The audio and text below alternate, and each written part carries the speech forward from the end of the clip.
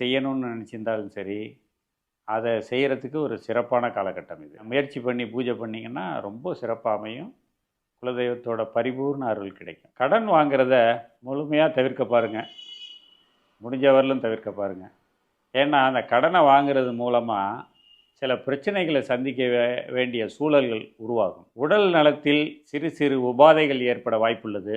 சிலர் ஹாஸ்பிட்டலில் அட்மிட் ஆகி ஆப்ரேஷன்லையும் சந்திக்க வேண்டிய நிர்பந்தம் ஏற்படும். எதிரிகள் விரோதிகள் விஷயத்தில் ரொம்ப கவனமாக கையாளுங்க.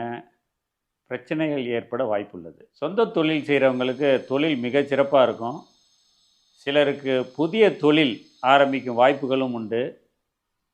கூட்டு தொழில் செய்கிறவங்களுக்கு பார்ட்னர்ஷிப்லேருந்து பிரிவினையும் அதனால் சில பிரச்சனைகளையும் சந்திக்க நேரிடும். சொந்த தொழில் செய்யும் சிலருக்கு சனியின் பார்வையினால்